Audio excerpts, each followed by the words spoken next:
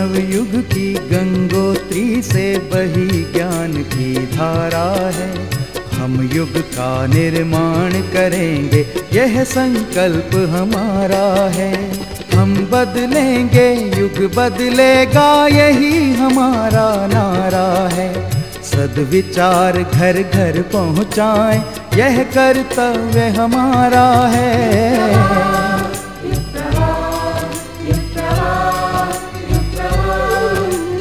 चलो बढ़ें, कुछ अच्छा कर लें, युग ने हमें पुकारा है। धरती स्वर्ग बनाएंगे, ये शुभ संकल्प हमारा है।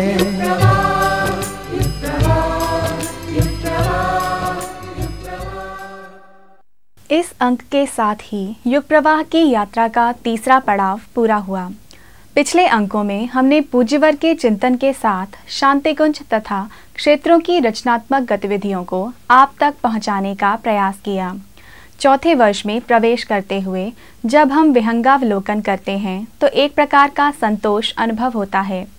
पिछले वर्ष के कुछ महत्वपूर्ण क्षणों को समेट संजोकर आपके सामने लेकर आ रहे हैं युग प्रवाह के इस तीसरे वार्षिकी अंक में। गुरु भगवान तक पहुंचाने की एक कड़ी है। जिस रास्ते पर चलाता है, हम उस रास्ते पर निष्ठापूर्वक चलते रहें तो हमें अनुदानों और वरदानों की कोई कमी नहीं पड़ेगी। आप गायत्री मंत्र का जप करते हैं, लेकिन लाभ क्या नहीं उठा पाते। इसलिए नहीं उठा पाते कि इसके साथ में 3 विधियाँ जुड़ी हुई है। 3 कवच, कीलक और अर्गल जुड़े हुए हैं। इनको तीनों को मिला देते हैं तो आपकी बात पूरी हो जाती है।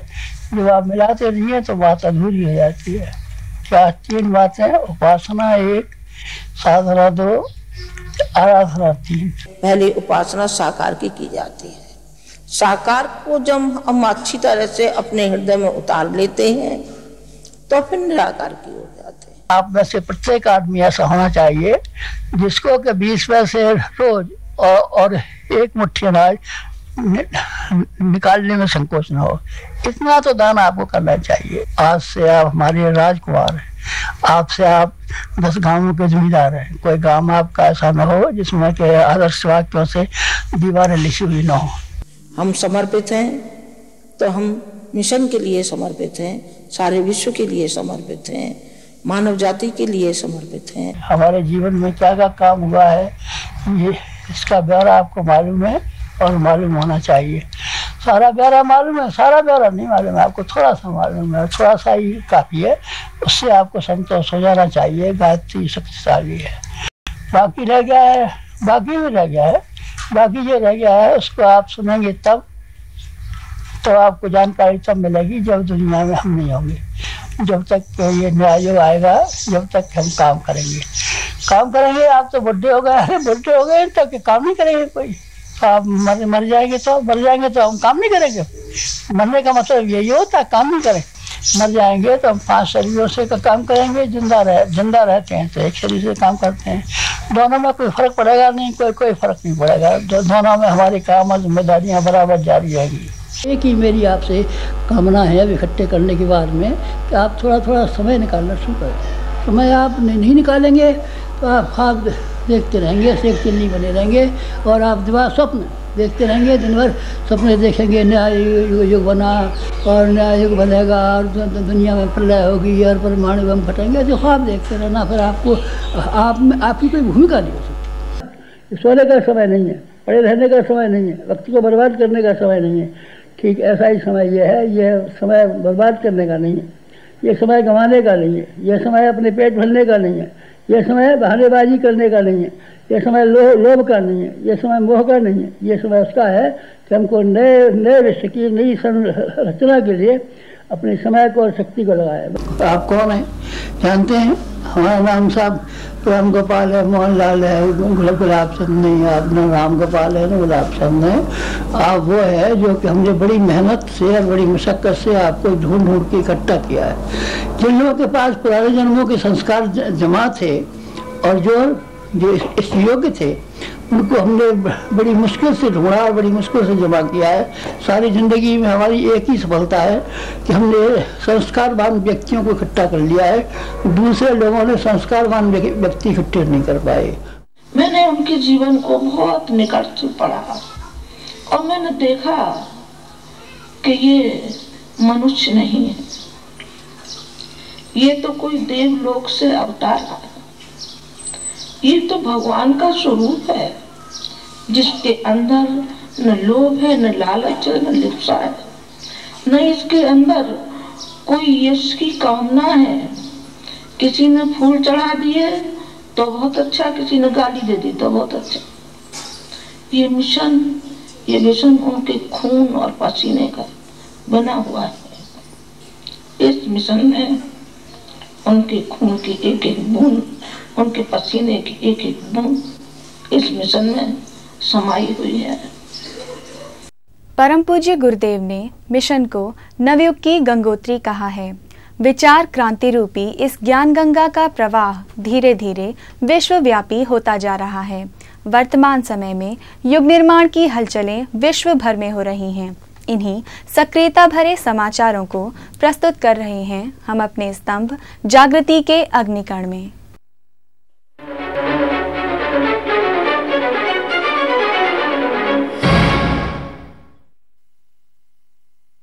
नमस्कार, अखिल विश्व गायत्री परिवार के समाचारों में आपका स्वागत है। पिछले दिनों गायत्री तीर्थ शांतिकुंज में विशेष कार्यकर्ता गोष्ठी का आयोजन किया गया। इसके अंतर्गत कार्यकर्ता पाथेय विषय पर बोलते हुए डॉक्टर प्रणव पंड्या जी ने कहा कि साधना के क्षेत्र में आगे बढ़ने के लिए साधक का आहार सात्विक होना चाहिए। साथ ही नियमित ध्यान का अभ्यास करने से मन की चंचलता कम होती है। साधक को ईश्वरीय गुणों का चिंतन मनन करना, निश्चिंता का भाव रखना और आसक्ति भाव का त्याग करना चाहिए। महाशिवरात्रि पर्व के अवसर पर शांतिकुंज द्वारा संचालित देव संस्कृति विश्वविद्यालय परिसर में प्रज्ञेश्वर महादेव का प्रथम वार्षिकोत्सव हर्षोल्लास के साथ मनाया गया। रुद्राभिषेक के पहले पतित पावनी मां गंगा का पूजन कर एक भव्य कलश यात्रा निकाली गई।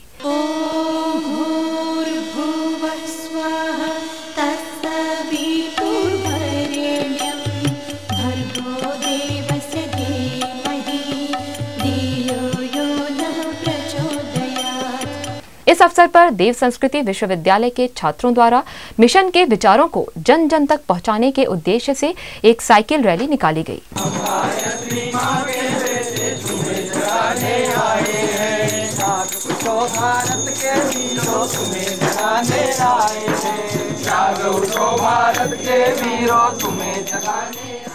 गायत्री तीर्थ शांतिकुंज के मुख्य सभागार में आयोजित एक कार्यक्रम में सेंचुरी कम्युनिकेशन द्वारा निर्मित एवं शांतिकुंज के सहयोग से दूरदर्शन पर प्रसारित धारावाहिक गायत्री महिमा की ऑडियो सीडी एवं कैसेट का विमोचन किया गया। इस कार्यक्रम में गायत्री परिवार प्रमुख श्रद्धेय डॉक्टर प्रणव पंड्या जी सहित धारावाहिक में काम करने वाले मुख्य कलाकार धर्मेश तिवारी, अरुण गोविल, सुश्री वर्षा उसगांवकर, गजेंद्र चौहान, धारावाहिक की निर्मात्री श्रीमती मीना तिवारी आदि ने भी भाग लिया। 14 मई से 16 मई की तारीखों में गायत्री तीर्थ शांतिकुंज के तत्वावधान में 3 दिवसीय राष्ट्रीय जोनल कार्यशाला आयोजित की गई। देव संस्कृति विश्वविद्यालय परिसर में आयोजित इस कार्यशाला के माध्यम से समग्र भारतवर्ष के 7 जोनों के वरिष्ठ कार्यकर्ताओं ने भाग लिया। कार्यशाला का शुभारंभ डॉक्टर प्रणव पंड्या जी, श्री गौरीशंकर शर्मा जी, श्री वीरेश्वर उपाध्याय जी एवं गायत्री तपोभूमि मथुरा के व्यवस्थापक श्री द्वारिका प्रसाद चैतन्य जी द्वारा दीप प्रज्वलन करके किया गया। संस्था प्रमुख श्रद्धेया शैलजी जी ने प्रतिभागियों से भेंट परामर्श के समय कहा कि श्रद्धा और समर्पण भाव से किया गया प्रत्येक कार्य समाज में सृजनात्मक संकल्प जगाता है। हम भी शान से ये कह सकें, हम रीछ बानर शायद न बन सके, हम शायद वो बजरंग तो न बन सके जो अपना कलेजा चीर के ये दिखा सके होते कि राम तुम्हारे प्रति हमारे मन में कितनी श्रद्धा है, हम तुम्हारे काम के लिए कुछ भी कसर नहीं छोड़ेंगे। हम बजरंग न बन सके लेकिन गिलहरी की सामर्थ तो हम सबकी है। हमारी श्रद्धा पीढ़ी दर पीढ़ी आपके चरणों में समर्पित होती हुई चली जाएगी। देव संस्कृति विश्वविद्यालय के कुलाधिपति डॉक्टर प्रणव पंड्या जी अपने 20 दिन के अमेरिका प्रवास के दौरान उन्होंने new Jersey, Washington, Pennsylvania, Chicago, silicon valley तथा कैलिफोर्निया का सघन प्रवास किया। इसमें विभिन्न विश्वविद्यालयों में लेक्चर्स एवं विभिन्न सेमिनारों को संबोधित करते हुए देव संस्कृति विश्वविद्यालय की स्थापना के उद्देश्यों तथा भावी योजनाओं से मनीषियों को अवगत कराया। इसी प्रवास में हैरिसबर्ग में एक 4 दिवसीय युवा शिविर का सम्मेलन हुआ।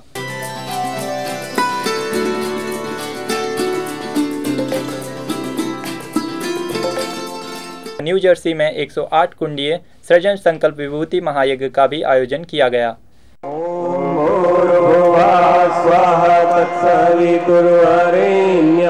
भर्गो देवस्य धीमहि धियो यो नः प्रचोदयात् स्वाहा। हम अपने हर एक बच्चे के घर जाना चाहते हैं। तुम किसी माध्यम से क्या हमें घर घर पहुंचा सकते हो? परम पूज्य गुरुदेव पंडित श्री राम शर्मा आचार्य के इन वाक्यों ने सेंधवा मध्य प्रदेश के एक कार्यकर्ता मेवालाल भारद्वाज को झकझोर कर रख दिया और उन्होंने वहां के परिजनों से विचार विमर्श कर एक चलता फिरता साहित्य केंद्र बना डाला। ज्ञान देवता के इस चलते फिरते मंदिर को देव संस्कृति जागरण रथ का नाम दिया गया। इस अनुकरणीय उदाहरण को और प्रोत्साहन तब मिला जब हाल ही में इसका उद्घाटन डॉक्टर प्रणव पांड्या जी ने पूजन एवं साहित्य स्थापित कर किया। कला नगरी मुंबई में आयोजित 108 कुंडीय महायज्ञ संस्कार महोत्सव में कला जगत की विभिन्न प्रतिभाएं आईं। इस अवसर पर आयोजित प्रज्ञा संगीत संध्या में सुप्रसिद्ध पार्श्व गायिका अनुराधा पौडवाल एवं संगीतकार हिमेश रेशमिया ने अपने ग्रुप के साथ भाग लिया। राष्ट्रीय राजधानी दिल्ली में गायत्री चेतना केंद्र नोएडा द्वारा महिला जागरण का कार्यक्रम आयोजित किया गया। इस कार्यक्रम का शुभारंभ एक मशाल यात्रा से हुआ। देवियां देश की जाग जाएं अगर, देवियां देश की जाग जाएं अगर, युग स्वयं ही बदलता चला जाएगा। शोभा यात्रा के पश्चात ब्रह्मवादिनी बहनों के द्वारा नारी जागरण पर परम पूज्य गुरुदेव के दर्शन पर आधारित उद्बोधन का कार्यक्रम हुआ। देशव्यापी जोनल कार्यशाला के क्रम में जयपुर, सिलीगुड़ी, शिमला और कोलकाता के बाद मध्य भारत जोन की कार्यशाला 26 से 28 नवंबर की तारीखों में संपन्न हुई।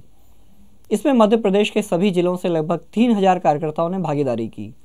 आदरणीय डॉक्टर प्रणव पांड्या जी, श्री वीरेश्वर उपाध्याय जी एवं श्री गौरीशंकर शर्मा जी सहित शांतिकुंज के वरिष्ठ प्रतिनिधि इसमें सम्मिलित हुए। शांतिकुंज के प्रतिनिधियों ने महान अभियान की विराट यात्रा और हमारे दायित्व, साधना पर आधारित हमारा देव परिवार, संगठन की रीति नीति, समयदान ही युग धर्म, समय का सार्थक नियोजन, अर्थानुशासन और कार्यकर्ता पाथेय आदि विषयों पर अपने प्रतिपादन प्रस्तुत किए। कार्यशाला में कार्यकर्ताओं के सामने आने वाली समस्याओं एवं भावी कार्यक्रमों की रूपरेखा आदि पर विस्तार से चर्चा लिए अन्य सभागारों में अलग अलग गोष्ठियां भी संपन्न हुई। प्रातःकाल श्रद्धेय डॉक्टर प्रणव पांड्या जी द्वारा ध्यान तथा मंगल प्रवचन का कार्यक्रम हुआ। सभी प्रतिभागियों ने ध्यान की महत्ता को समझा तथा एक चिकित्सा के रूप में इसके उपयोग को भी जाना। ध्यान के माध्यम से हम अचेतन में जाते हैं और अपने आप पे एक दृष्टि डालते हैं कि हम कौन हैं, हम किस लिए आए थे, हमारा क्या उद्देश्य। अपने आप का ध्यान, आत्मसत्ता का ध्यान, काया का नहीं, मन का नहीं, बल्कि आत्मसत्ता का ध्यान। इस आत्मसत्ता की प्रगति सही हो रही है कि नहीं हो रही, कहीं कोई कमी तो नहीं रह गई। ये बार बार ये ध्यान जो करने का भाव है, इसी का नाम ध्यान है। ध्यान करते हैं तो जप में प्राण आ जाएगा और आपका जप आपको फल देने लगेगा। अंतिम दिन विदाई सत्र में सबसे पहले उन समर्पित कार्यकर्ताओं को सम्मानित किया गया जिन्होंने युग चेतना विस्तार के लिए अपने जीवन के एक बड़े समय को लगाया और पूज्यवर के आदर्शों को अपने जीवन में धारण किया। इस अवसर पर देव संस्कृति विश्वविद्यालय के लिए योगदान तथा अनुदानों के लिए परिजनों ने व्रतशील संकल्प लिए। देव संस्कृति विश्वविद्यालय के प्रथम दीक्षांत समारोह में प्राचीन गुरुकुल परंपरा तथा आधुनिक विश्वविद्यालयीन व्यवस्था का सम्मिलित रूप देखने को मिला। इस कार्यक्रम में श्रद्धेय शैल दीदी एवं आदरणीय डॉक्टर प्रणव पांड्या जी मुख्य अतिथि के रूप में पधारे। 3 दिवसीय इस समारोह का शुभारंभ कुलगीत एवं कुल ध्वजारोहण से हुआ।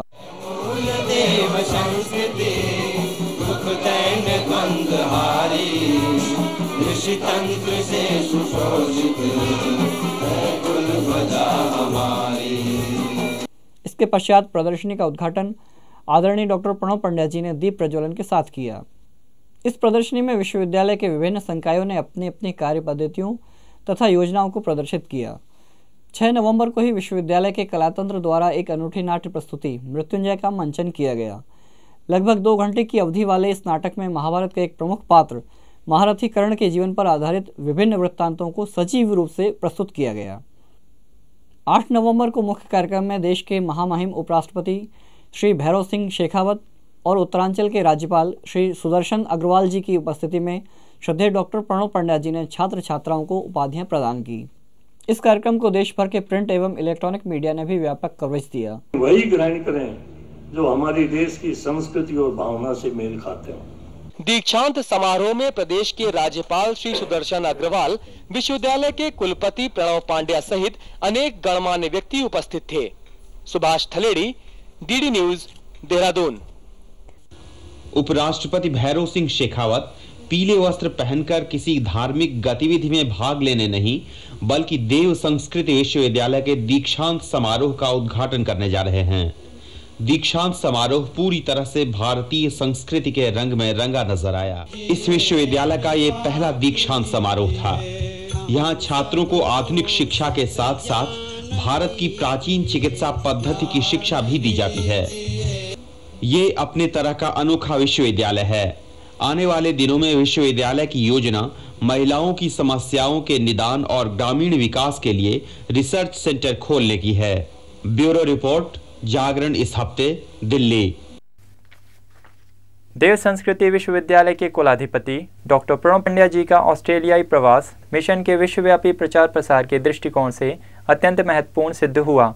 श्रद्धेय डॉक्टर पंड्या जी मेलबोर्न में आयोजित अंतर्राष्ट्रीय योग सम्मेलन में मुख्य अतिथि के रूप में आमंत्रित किए गए। इसमें 70 देशों के 300 से अधिक प्रतिभागी तथा रिसर्च स्कॉलर्स ने भाग लिया।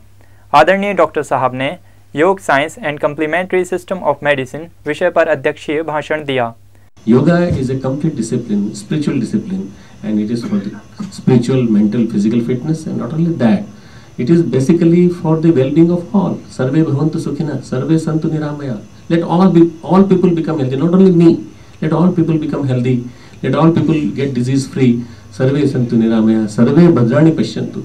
Let us see in each and every one the good aspect of them.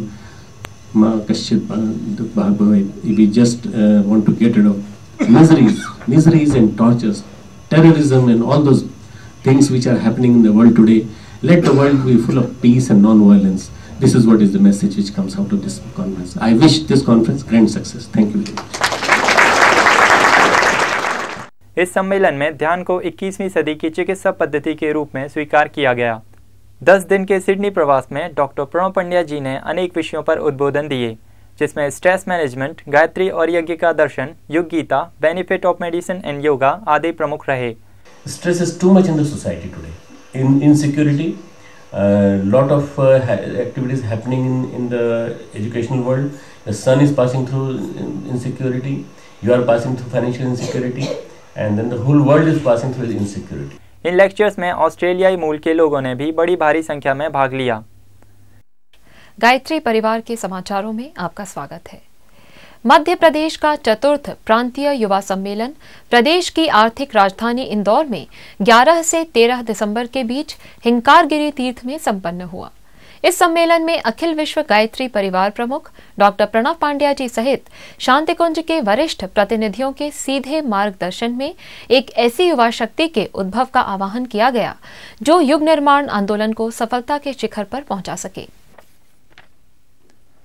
देव संस्कृति विश्वविद्यालय के कुलाधिपति डॉक्टर प्रणव पंड्या बेंगलोर स्थित स्वामी विवेकानंद योग विश्वविद्यालय के मानद चांसलर भी हैं।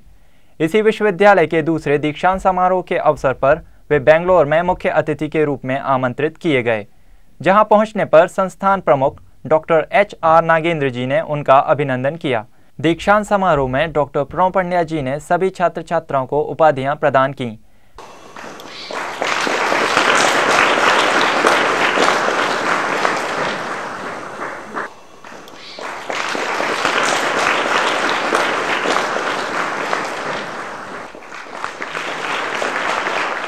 इसी के साथ अखिल विश्व गायत्री परिवार के समाचार समाप्त हुए।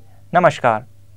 जीवन की सतत बहती धारा में कई ऐसे मोड़, कई ऐसे क्षण आते हैं जो स्मृति पटल पर हमेशा के लिए अंकित हो जाते हैं। इनमें भी किसी महापुरुष से भेंट तो अनुपम सौभाग्य है। भावपटल पर अंकित ऐसी स्मृतियाँ हमें बार बार उन्हीं क्षणों की जाती हैं।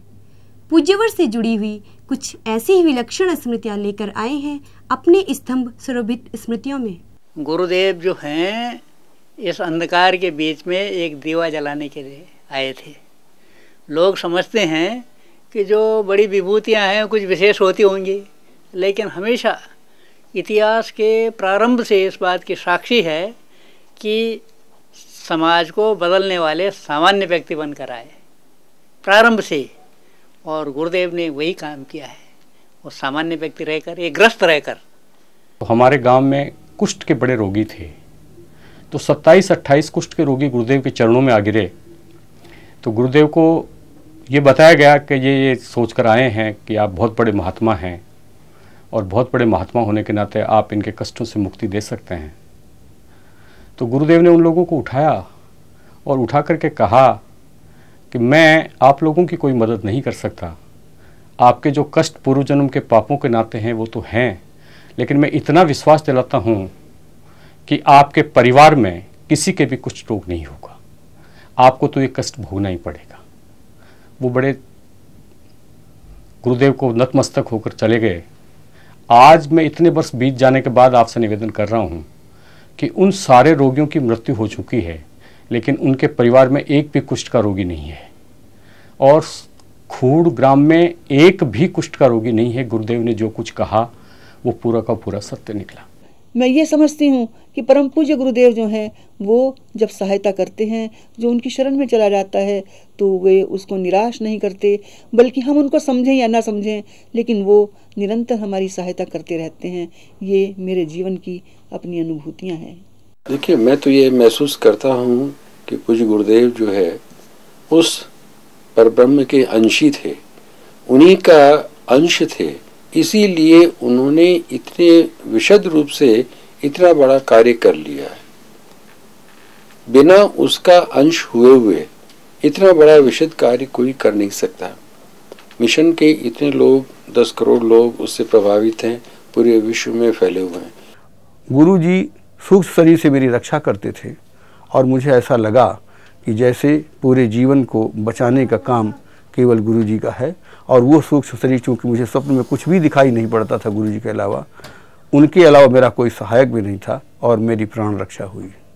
मैं केवल इतना कहना चाहता हूँ कि मेरा और मेरे परिवार का गुरु जी ने पूर्ण रूपेण रक्षा करते हुए बीमा किया हुआ है और हम लोग सब सुरक्षित हैं। गुरुदेव की करुणा और दया का जितना भी वर्णन किया जाए वो कम है। उनके पास जो भी दीन दुखी जाता था और अपनी कठिनाई कष्ट को उनके चरणों में समर्पित करता था, उसका वो कुछ न कुछ समाधान तुरंत निकाल देते। सब लोग कहते हैं कि हमारे लिए स्नेह ज़्यादा, हमारे लिए प्यार ज़्यादा, हमारे लिए इनका सब कुछ आशीर्वाद ज़्यादा। ये क्या था? तो ये बात तो किसी शक्ति, किसी अवतार में हो सकती है। ये वो कहानी है जो बताई नहीं जा सकती, समझाई नहीं जा सकती, सिर्फ रस लिया जा सकता है। ये गूंगे का रस है कि गूंगा है, रस तो चख रहा है मगर बता नहीं पा रहा है कि इस रस में है क्या, समझे। और उनको मैं आज नहीं, शुरू से ही मैं उनको भगवान समझता था कि ये भगवान है, ये भगवान है।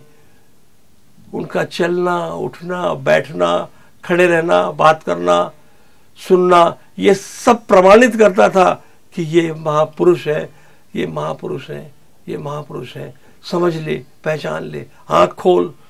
और आँख खोली और अब देखता हूँ तो अब भौचक्का रह जाता हूँ, वाह क्या बात है। और अपने आप को बहुत भाग्यशाली समझता हूँ जो कि मैं उनके साथ रहा।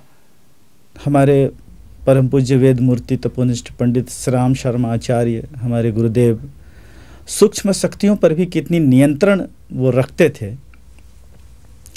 जब पिताजी ने कहा कि मैं ठीक है, मैं शराब छोड़ दूंगा, अपने हाथ को उनने हवा में लहराया, जैसे सूक्ष्म शक्तियों को आदेश दे रहा हो कि आप लोग सब सुन लीजिए। पिताजी से पूछा, बेटा तुम्हारा नाम क्या है? महावीर। हाँ, ये इसका नाम महावीर है। आप लोग सब गौर से देख लीजिए, इसको पहचान लीजिए। आप लोग की कोशिश रहेगी आज दिन से ये शराब नहीं पिएगा, इसको शराब नहीं पीना है। आज से ये शराब बिल्कुल पिएगा नहीं है। इस तरह से 3 बार उनने हवा में हाथें लहराई, जैसे सूक्ष्म शक्तियों को आदेश दे रहे हों कि कहीं पर भी किसी भी हालत में इस व्यक्ति को आज दिन से शराब नहीं पीना है। गुरुदेव मुझे ज्यादातर पिताजी के रूप में दिखाई दिए, क्योंकि वो मेरे पिताजी थे ही, और पिताजी के रूप में जब कभी भी उन्हें समय होता था तो वो मुझे अपने साथ ले जाते और ले जा करके बैठते और उन अंतरिक्ष के विषय में, ग्रह नक्षत्रों के विषय में, निहारिकाओं के विषय में, लाइट ईयर्स क्या होती हैं, किस तरह से प्रकाश वर्ष की क्या वो है और कितनी अंतरिक्ष में निहारिका हैं, इस सब का ज्ञान जब मैं छोटा था, मेरे ख्याल से मैं उस समय 12-13 साल का रहूँगा, तब उन्होंने इतना कुछ मुझे बताया कि जब मैंने बड़ा होकर के अंतरिक्ष के विषय में जाना तो मुझे मालूम हुआ कि कितनी छोटी छोटी बातें मुझे लग रही थी, और मैं जब इतना छोटा था तो मुझे कहानी जैसी लगती थी, लेकिन वो विज्ञान की कितनी उच्च शिखर की बातें थी। मैंने उन्हें जानने का मुझे मौका मिला, और मुझे आज जब वो मेरे बीच नहीं है तब वो मुझे मालूम हुआ कि वो कितने महान व्यक्ति थे, और कितने महान व्यक्ति का मैं एक साधारण उनका बच्चा था, जो ये मेरा दुर्भाग्य ही कहा जा सकता है कि मैंने उनके जीवन से जो कुछ सीखना था उतना अधिक नहीं सीख पाया, क्योंकि मुझे तो हमेशा प्यार भरे पिताजी ही दिखाई देते। आचार्य जी का समग्र जीवन मेरे सामने है और मैंने उन्हें बहुत नज़दीक से देखा है, पर मैं आपको एक ही बात कहना चाहता हूँ, और वो ये है कि जो बहुत गुणी महान पुरुष, महान आत्माएं होते हैं, उनको लोग अवतार का रूप देकर, भगवान का रूप देकर अपने से अलग कर देते हैं, और वो तो समझते हैं कि लीला करने के लिए आए थे, वो तो अवतार थे, वो तो ईश्वर थे, और उनकी और हमारी क्या बराबरी है। और इससे हमें जो नुकसान होता है सबसे बड़ा ये कि जो हमारे उनके गुण थे, हमने उनके गुणों को नहीं सीखा, और गुणों को न सीख करके उन्हें अवतार या भगवान कह के दूर कर दिया। मेरा उनसे सभी साथियों से और सभी सुनने वालों से मेरी एक प्रार्थना है कि वो आचार्य जी को उनके गुणों के रूप में दिखें और उनके गुणों को सीखें। अवतार थे, महात्मा थे, महान व्यक्ति थे, ये तो निश्चय आप या आने वाली जनता ही कर सकती है कि वो किस रूप में थे, पर मेरा ये ख्याल है कि वो महान पुरुष थे, और महान पुरुषों के महान गुणों को अगर हम जीवन में अपनाएं तो ये हमारे लिए बहुत अधिक कल्याणकारी होगा। जो गायत्री परिवार से परिचित नहीं है वो एक बार शांति कुंज आकर अनुभव करें कि हमारी परंपरा, हमारी ऋषि परंपरा, अनुष्ठान की परंपरा, तपस्या की परंपरा क्या रही थी, और आज किस रूप से वो विज्ञान के माध्यम से भी सचोट, सार्थक और साबित की जा सकती है। इसका अनुभव यहाँ आकर करें और विश्व इससे अनुग्रहित हो, यही मेरी परमात्मा के चरणों में प्रार्थना है। मनुष्य स्वभाव से जिज्ञासु और ज्ञान पिपासु होता है। इसी स्वाभाविक जिज्ञासा के कारण आज मनुष्य ने इतनी भौतिक प्रगति की है, किंतु मात्र भौतिक प्रगति ही सब कुछ नहीं, इसके अतिरिक्त हमारा चेतना पक्ष भी है, जिसके अभाव में मनुष्य जड़वत हो जाता है। चेतना को सुविकसित करने वाली विधा अध्यात्म को हम जीवन में कैसे उतारें? वर्तमान सदी में व्यक्ति ही नहीं वरन संपूर्ण विश्व की समस्याओं का समाधान इसके द्वारा कैसे हो? इन्हीं प्रश्नों का समाधान करने का प्रयास कर रहे हैं जिज्ञासा के इस नवीन अंक में। भाई साहब, परम पूज्य गुरुदेव को युग ऋषि कहा जाता है, तो युग ऋषि का क्या मतलब होगा? मेरे हिसाब से ऐसा है, गुरुदेव ने जो काम किया है वो लोकोत्तर काम किया है।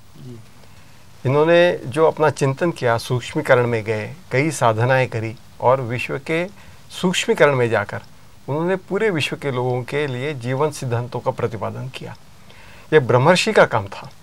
ब्रह्मर्षि का काम करते करते ही इन्होंने लोक सेवा के जो प्रकल्प चला है, लोगों के भलाई के लिए जो काम हम लोगों ने किया है, लोगों के लिए जो चिंतन इन्होंने किया है, लोगों के दुख दर्द दूर किए हैं, ये सेवा प्रकल्प भी उन्होंने अपने राजर्षि के स्तर के पूरे कर दिए हैं। और देवर्षि के स्तर पे इन्होंने जो संगीत के माध्यम से, प्रवचन भाषण के माध्यम से, साहित्य के माध्यम से जो लोगों तक इस सिद्धांतों को पहुंचाया है और इतना जो कठिन अध्यात्म विषय है बहुत आसान करके लोगों के सामने रख दिया है, तो इन्होंने देवर्षि का भी काम कर दिया है। अब तीनों ऋषि का काम करने वाला एक अनूठा पद है। गुरुदेव ने इस युग की विचारधारा को इस युग के परिवर्तन के लिए बदलने का संकल्प ले लिया था और उसी के अंतर्गत उन्होंने जो भी काम किया तो पूरे युग की चिंतन की, विचार करने की धारा को ही पलटकर उल्टे को उलटकर सीधा कर दिया है। यह काम लोकोत्तर काम है, ये कोई सामान्य व्यक्ति कर नहीं सकता, सामान्य ऋषि भी शायद ही कर पाएगा। गुरुदेव ने अपने शिष्यों के लिए ही नहीं, इस पूरे विश्व के मानव जाति के लिए, आने वाली नई पीढ़ियों के लिए जो इतना लोकोत्तर काम किया है, इसकी कोई तुलना नहीं कर सकते। ऐसे काम करने वाले हमारे परम पूज्य गुरुदेव युग ऋषि ही हो सकते हैं। ब्रह्म वर्चस्व का क्या अर्थ है या ब्रह्म वर्चस्व की स्थापना का क्या उद्देश्य है? ब्रह्म वर्चस्व का शाब्दिक अर्थ है आत्मबल। इसकी स्थापना सन 1979 में गुरुजी ने पंडित श्री राम शर्मा आचार्य जी ने की। सही शब्दों में ब्रह्म वर्चस्व गुरुजी का एक नाम है और इसी नाम से बहुत किताबें लिखी गई हैं और ऐसा था कि जो नई किताबें लिखी जाएंगी वह इसी नाम से लिखी जाएंगी, ब्रह्म वर्चस्व। ब्रह्म वर्चस्व गुरुजी की एक विचार है, गुरुजी का एक दर्शन है, गुरुजी का एक चिंतन है। बस उसको जो स्वरूप दिया गया है उसी का नाम ब्रह्म वर्चस्व है। अध्यात्म एक जरा नया शब्द लगता है जनमानस के लिए। जो प्रचलित शब्द है वह है धर्म, और धर्म में इतनी रूढ़िवादिता और इतने सुपरस्टिशंस घुस गए हैं कि उसको अब हमारी नई पीढ़ी बिल्कुल स्वीकार नहीं करेगी। तो उसका जो परिष्कृत स्वरूप जो रखा जा रहा है उसी का नाम है आध्यात्म। ये चेतना विज्ञान है और इसीलिए ब्रह्मवर्चस्व में एक वैज्ञानिकों की टीम काम कर रही है ताकि न केवल हम क्रियाएं बतलाएं लेकिन उसका फल क्या है, उसकी फलश्रुति क्या है और हम जीवन में क्या पा सकते हैं और क्या हम बन सकते हैं, उसके ऊपर सारा का सारा काम किया जा रहा है वैज्ञानिक स्तर पर, ताकि हम आने वाली पीढ़ी के अंदर उस शंका और उस सुपरस्टिशंस को हटा दें जिसकी वजह से वह धर्म से नफरत करने लगा है, जिसकी वजह से धर्म में इतनी लड़ाइयाँ होती हैं, जिसकी वजह से धर्म को कोई आवश्यक चीज़ नहीं माना गया है। ऐसी कौन सी जीवन शैली हो सकती है जो समाज में स्वर्गीय वातावरण पैदा कर सके? व्यक्ति, परिवार और समाज को सुखी बनाने के लिए अनेकों प्रयास 19वीं शताब्दी में, 20वीं शताब्दी में हुए हैं, लेकिन वो सभी प्रयास सफल नहीं हुए क्योंकि समग्र क्रांति की एक आवश्यकता थी। परम पूज्य गुरुदेव वेद मूर्ति तपोनिष्ठ पंडित श्री राम शर्मा आचार्य जी ने युग निर्माण आंदोलन प्रारंभ किया है। युग निर्माण योजना में व्यक्ति निर्माण, परिवार निर्माण और समाज निर्माण ये तीनों आयाम जुड़े हुए हैं कि व्यक्ति कैसे परिष्कृत हो, परिवार कैसे संस्कारवान हो और समाज नैतिक, बौद्धिक और सामाजिक क्रांति के साथ साथ सुखी हो। इसके लिए आध्यात्मिक प्रजातांत्रिक साम्यवाद की स्थापना पूरे विश्व में होनी है, जो समय की पुकार है और महाकाल की इच्छा शक्ति है, जो कार्य होना ही है। पर्यावरण की कीमत पे जो हम प्रगति कर रहे हैं, इस मानसिकता को किस प्रकार बदला जाए कि व्यक्ति पर्यावरण का मित्र बन के प्रगति कर सके? वृक्ष कटे क्यों? उन्होंने उसके द्वारा अपना सौंदर्य बढ़ाया। ऐसा चला कि लोगों ने कहा हम लकड़ी का ही हमारा मकान है, लकड़ी का ही हमारा फर्श है, लकड़ी की हमारी दीवारें हैं। अब उसके पीछे से ये उद्देश्य था कि लोग ये जान सकें कि ये बहुत बड़े पैसे वाले हैं, तो प्रकृति की कीमत पर अपने वो बड़प्पन को स्थापित करने लगे और उसका जो नुकसान हुआ वो आम आदमी को भुगतना पड़ा। आज भी जो हम ऑक्सीजन ले रहे हैं उसमें से कोई पौधा हमारा लगाया हुआ नहीं है, हमारे तमाम पूर्वजों की मेहनत है, उन्होंने उन वृक्षों को लगाया है। आज वही वृक्ष हमको, उन्हीं की हम ऑक्सीजन ले रहे हैं, वही हमारा जहर पी रहे हैं। दुबे जी, आप भी लंबे समय से इस क्षेत्र में जुड़े रहे हैं, तो किस प्रकार व्यक्ति की इस मानसिकता को बदला जा सकता है कि पर्यावरण का मित्र बन के या पर्यावरण को स्वस्थ रख के भी हम अपनी प्रगति कर सकते हैं? जैसा कि हमारे यहाँ पहले औषधि लेने के पहले उनकी प्रार्थना की जाती थी। हमारे यहाँ वनस्पतियों में इस दैवीय शक्तियों के निवास के बारे में हमारे ऋषि अवगत थे और इसी कारण उनकी पीड़ा से भी अवगत थे। फिर भी अपनी प्राण रक्षा के लिए जब औषध लेनी रहती थी तो उस पेड़ से औषधि लेते थे, लेकिन उसके पहले प्रार्थना करके लेते थे। प्रार्थना करके लेने से तो इस तरह की संवेदनशीलता रहती थी, तो ऐसी परिस्थिति में अनावश्यक रूप से नुकसान नहीं किया जाता था। आज जो दृष्टिकोण लोगों का है, उपभोक्तावादी दृष्टिकोण है, उसमें यह ध्यान नहीं रखा जाता है कि कहीं विनाश हो रहा है। उनको अपने काम से मतलब रहता है और जितनी आवश्यकता रहती है उससे कई गुना अधिक लोग ले लेते हैं। इसीलिए हरियाली अधिक विनाश होता है। तो ऐसी दिशा में लोगों को पेड़ पौधों के अंदर जो चेतना है, प्राण है, उनके अंदर दैवी शक्ति है, उसके प्रति संवेदनशील किया जाए, करुणा जागृत की जाए, तो मेरा विश्वास है कि हरितमा का क्षरण काफ़ी हद तक रोका जा सकता है। अग्निहोत्रा पर रिसर्च कर रहे हैं डॉक्टर साहब, ये बताएं हमें कि आप एक वैज्ञानिक होते हुए इस प्रक्रिया से कैसे जुड़े? मैं 1988 में शांति कुंज आया। उसमें गुरुजी सूक्ष्मवास में चले गए थे, माताजी के दर्शन हुए और माताजी ने कहा, बेटा इस समय गुरुजी तो नहीं मिल सकते हैं, लेकिन हमारा और दोनों का आशीर्वाद तुम्हारे ऊपर है। और 1990 में पता चला गुरुजी का स्वर्गवास हो गया। तो मैं काफ़ी चिंतित रहता था कि क्या कारण है, गुरुजी से मैं मिल नहीं पाया। लेकिन एक रात की मैं बात 1992 को बताना चाहूँगा कि मुझे स्वप्न में गुरुजी ने देखे और दो उन्होंने हमें निर्देश दिए। एक निर्देश तो कहने लगे तुम उनके उद्यान विभाग के हो और हरितमा की कमी प्रदेश में और देश में बहुत कमी हो गई है। हरितमा को बढ़ाने में, संवर्धन में जितना तुम कार्य कर सकते हो उतना कार्यक्रम करो। और दूसरा उन्होंने निर्देश दिया कि रसायन का अंधाधुंध प्रयोग करने के कारण बहुत सारी परेशानी बढ़ रही है, तो तुम्हारा उत्तरदायित्व ये बनता है कि कुछ इसमें लग जाओ और शोध कार्य करो कि क्या बिना रसायन की खेती की जा सकती है। ये दोनों चीज़ों को लेकर करके मैं लगा रहा हरितमा बढ़ाने के लिए। और किसी तरह से पहले हम बायोडायनेमिक खेती की बात की जिस बिना रसायन की जा सकती है, फिर हमने पंचगव्य की बात की, फिर ऋषि खेती की बात की और इधर करीब 8 महीने से अग्निहोत्र खेती की बात कर रहे हैं। हमारा प्रयास है कि अग्निहोत्र कृषि, कुछ चीज़ें पंचगव्य की, कुछ बायोडायनेमिक की, इन सब को लेकर के जैविक कृषि की विधा जो वर्तमान परिस्थितियों को दृष्टिकोण में रखते हुए एक जन सामान्य वास्तुशास्त्र की मान्यताओं के अनुसार न्यूनतम कौन से उपाय अपना सकता है और लाभान्वित हो सकता है? देखिए, जहाँ तक जन सामान्य की बात है तो मैं ये कहूँगा कि अगर नया भवन बना रहे हैं तो यथासंभव अपने वास्तुविद से जानकारी ले लें और उन नियमों का अपने भवन निर्माण में पालन करें। कदाचित भवन बन चुका है तब एक समस्या खड़ी हो जाती है, तो उसमें हम यही कहेंगे कि तोड़ फोड़ वाला महंगा उपाय है। एक तो जो अपने रूम्स हैं, कमरे हैं, उन कमरों की स्थिति को देख के ठीक कर सकते हैं। मैं आपको एक बात बता दूं, वैज्ञानिक आधार जो वास्तु में एक है कि हम सारे मकान के प्लॉट में एक वर्ग बनाते हैं, आयत बनाते हैं, उसमें दिशा निर्धारण करते हैं और प्रत्येक कमरे में भी स्थान होता है। तो प्लॉट में सारे भवन के क्षेत्र में एक ब्रह्म स्थान हो गया, ईशान कोण हो गया, आदि आदि हो गए। फिर हर कमरे में वही स्थिति है और उस कमरे के मध्य में भी वही स्थिति है। पूजा के या चौकी बना रहे तो उसमें भी वही स्थिति है, माने प्रत्येक वर्ग में वही स्थिति समान रूप से है।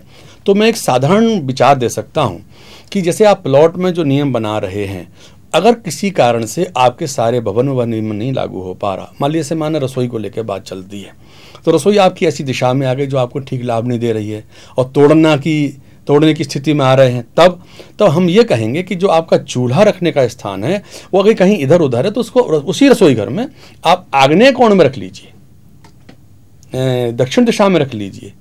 तो ये एक उसका उपाय हम मान सकते हैं। मान लीजिए उसी प्लेटफॉर्म में चूल्हा भी रखा है, उसी प्लेटफॉर्म में प्रायः होता है, सिंक होती है और वहीं जल है, वहीं टोंटी लगी है नल की, तो वो क्रॉस करती है। तो इसमें ये कह सकते हैं कि इसको तोड़ने की आवश्यकता नहीं है, बीच में एक दीवार बना दीजिए, तो उसका वर्ग अलग हो गया और उसका वर्ग अलग हो गया।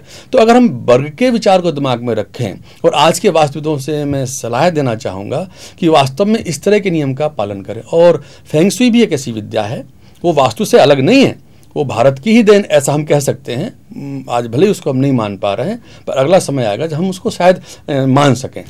तो बात यह है कि इस तरह के हल्के नियम वो अपना सकते हैं। और एक बात बता दूं मैं आपको, वास्तव में जहाँ तक ऊर्जा का प्रश्न है, ऊर्जा के लिए सबसे अधिक ताकतवर हमारे मंत्र हैं और उन मंत्रों में अनेक मंत्र हो सकते हैं, पर गायत्री मंत्र की शक्ति के बारे में अब कोई संशय किसी को नहीं है। इसको हम सार्वभौमिक मंत्र मान सकते हैं। तो ऐसे मंत्र का उपयोग बखूबी इसमें कर सकते हैं। तो उस दोष के निवारण के लिए गायत्री मंत्र के साथ हर रंग का उपयोग कर सकते हैं, क्योंकि हर एक दिशा का अपना एक तत्व है, उसका एक देवता है, उसका एक रंग है। उस रंग का इस्तेमाल करके भी हम काम ले सकते हैं। उस रंग से गायत्री में लिख दिया, उसका उपयोग वहाँ कर लें। स्वास्तिक आदि ओम आदि चिन्हों का निरूपण करके हम उसका लाभ ले सकते हैं। और मान लो बहुत सारे भवन में या भूमि में हमें कोई दोष दिखाई दे तो बहुत अधिक लंबे ढंग से गायत्री जप कर सकते हैं और सूक्ष्म उसका पूजन विधान कर सकते हैं। वास्तु दोष विधान का निवारण एक विधान है, उसको भी कर सकते हैं। तो जिसमें पूजा पद्धति के द्वारा जो निवारण हो सकते हैं। अब पूजा पद्धति में अगर आप किसी महंगे उस व्यक्ति के पास जाएंगे तो बहुत बड़ा विधान बता देगा, बहुत खर्चीला विधान बता देगा। ऐसे समय में अपने युग पुरुष परम पूज्य गुरुदेव पंडित श्री राम शर्मा आचार्य जी महाराज ने बहुत ही सूक्ष्म ढंग से और अधिक ताकतवर विधान दिए हैं। उन पद्धतियों का हम लाभ ले सकते हैं। वो वास्तु दोष निवारण में निश्चित रूप से लाभ पहुंचाते हैं। लोग लाभान्वित हो रहे हैं और इसमें संशय नहीं है। देव संस्कृति विश्वविद्यालय में ग्राम प्रबंधन का जो पाठ्यक्रम प्रारंभ होने जा रहा है उसकी क्या विशेषताएं? इस पाठ्यक्रम में 30% भाग कृषि उत्पादन का है, 10% भाग पशु प्रबंधन का है। इसमें पशु चिकित्सा है, डेयरी है और उनका मकान बनाना है। 20% भाग इस पाठ्यक्रम में ग्रामीण कुटीर उद्योगों का है। 10% भाग इसमें आस्तिकता संवर्धन का है, नैतिकता का है। और 5% भाग इसमें ग्रामीण शिक्षा का है, जिसमें प्रौढ़ शिक्षा भी शामिल है, बच्चों की औपचारिक शिक्षा भी शामिल है, बाल संस्कार शालाएँ भी इसमें शामिल हैं। और 5% समय इसमें स्वास्थ्य के लिए दिया गया है और बाकी बचा हुआ समय इसमें आपदा प्रबंधन के लिए दिया गया है कि अचानक कोई प्रकृति की आपत्ति आ जाए, मनुष्यकृत कोई आपत्ति आ जाए, बीमारी फैलना है, आग लग जाना है, बाढ़ आ जाना है, ऐसी बहुत सारी आपदाएं चिन्हित की गई हैं जिनके बारे में ग्राम प्रबंधन कोर्स के अंतर्गत परिजनों को प्रशिक्षण दिया जाएगा। आपसे हम जानना चाहेंगे कि सभी ऋतुओं में वसंत ऋतु को ऋतुराज क्यों माना गया है और इस ऋतु को इतना महत्व क्यों दिया जाता है? ऐसा है कि प्रकृति का संतुलन तो सभी ऋतुओं से बनता है, लेकिन वसंत ऋतु की अपनी कुछ विशेषताएं हैं। भारत में ही नहीं, विदेशों में स्प्रिंग सीजन करके उसे मानते हैं। वैसे ये 6 ऋतुएं और तो कहीं नहीं हैं, भारत में ही हैं। इसमें जीवन में एक नए रस का संचरित होता है और वो ऐसा रस होता है जो पिछले का मोह नहीं करता है। हम में बहुत कुछ है लेकिन हम पिछले का मोह करके चिपक रह जाते हैं। लेकिन वसंत ये ध्यान दिलाता है कि हमारे पास अगर है भीतर से तो हम उसका क्या मोह करें।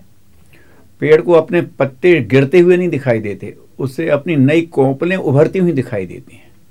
जैसे अपने यहाँ कहते हैं कि जीवन में अब पिछड़े को जाता हुआ मत देखो, नया क्या आ रहा है। जैसे नया आ रहा उसका होता है, इसी में ऋषि मस्त रहता है, इसी में कबीर मस्त रहते हैं, इसी में मीरा मस्त रहती है कि उनके भीतर से एक नए रस का संचार हो रहा है। इसलिए दुनिया की सुविधाएं टूट रही हैं तो टूटती रहें। तो ऐसा इसका एक ना एक महत्व है। और इसका महत्व ये भी है कि इसको ज्ञान की देवी सरस्वती के अवतरण का दिन भी मानते हैं।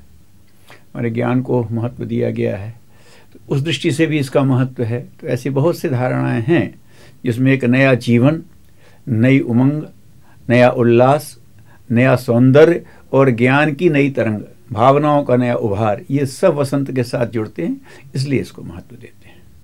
वर्ग भी एक ऐसा है जो मांसाहार को प्रोत्साहित करता है। ऐसी स्थिति में एक चिकित्सक के दृष्टिकोण से आप क्या कहना चाहेंगे, कहाँ तक उपयुक्त है या इससे कैसे बचा जा सकता है?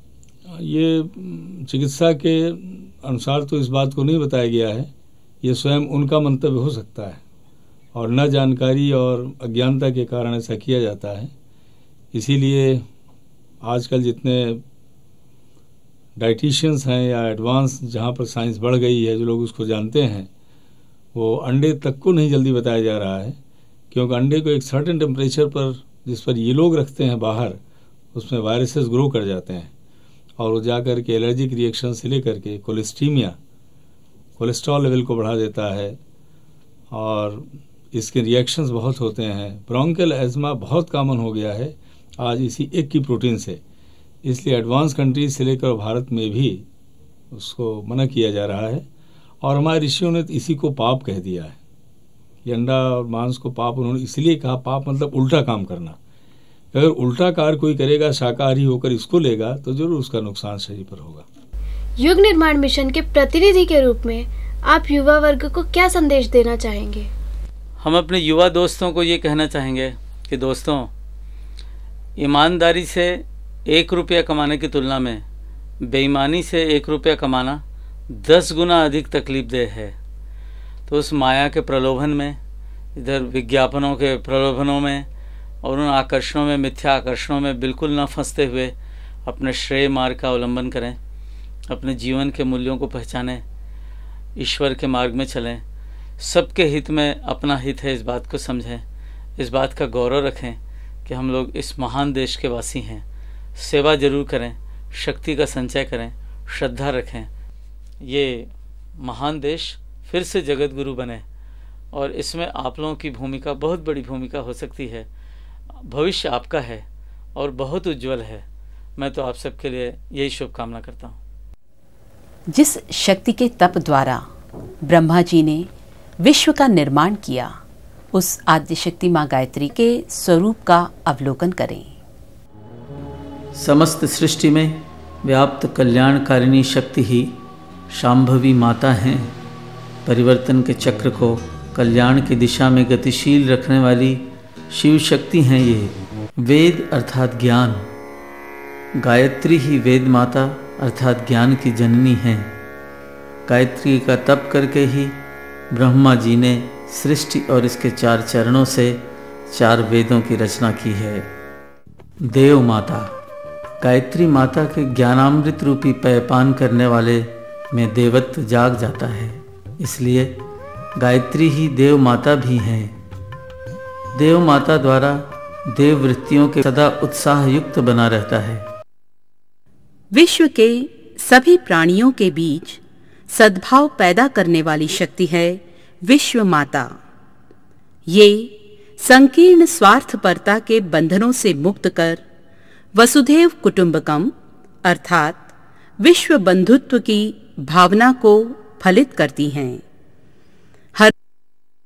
ऋतंभरा, सृष्टि में तत्वदर्शियों को आत्म साक्षात्कार और ब्रह्म साक्षात्कार हेतु धी अर्थात ऋतंभरा प्रज्ञा यानी कि सद्ज्ञान की क्षमता प्रदान करने वाली शक्ति माँ ऋतंभरा ही हैं।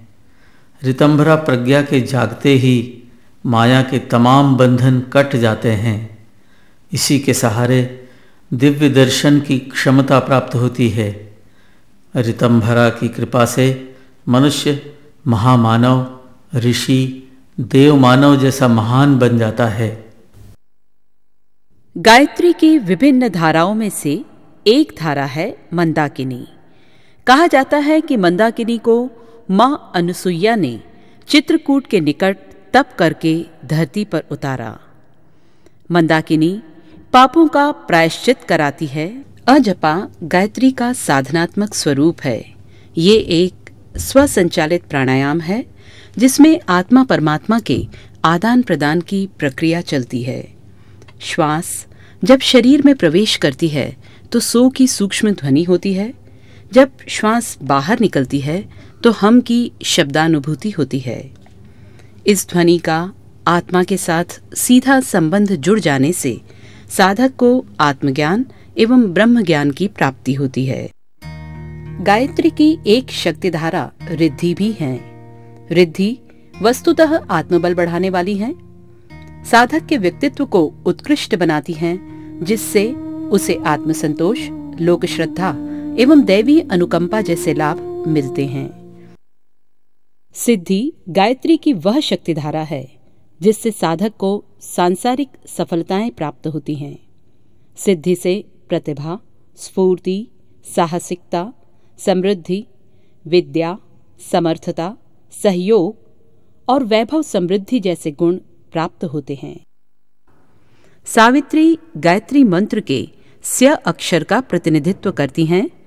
इनके देवता सविता माने जाते हैं। बीज मंत्र ज्ञम है और इनके ऋषि पुलस्त्य हैं।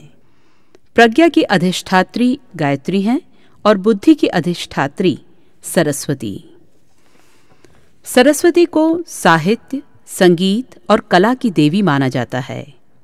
उसमें विचारणा, भावना एवं संवेदना का त्रिविध समन्वय है। लक्ष्मी उपासना, उल्लास और विनोद की देवी हैं। अतः माँ लक्ष्मी के अनुग्रह से हंसने हंसाने का वातावरण चारों ओर व्याप्त हो जाता है। लक्ष्मी सौंदर्य की भी देवी हैं।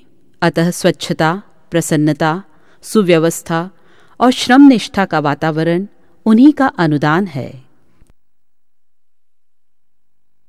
आप सबकी आत्मीयता तथा सहयोग से युग प्रवाह निरंतर आगे बढ़ता जा रहा है और मिशन की विचारधारा जन जन तक पहुंच रही है। इसी प्रयास को और गति देने के क्रम में युग प्रवाह के सदस्यता शुल्क में कमी की जा रही है। अब युग प्रवाह का वार्षिक सदस्यता शुल्क केवल 1200 रुपये होगा। साथ ही 600 रुपयों में 6 मासिक और 300 रुपयों में 3 महीने की सदस्यता भी ली जा सकती है। हमें आपके सहयोग और सुझावों की प्रतीक्षा रहेगी।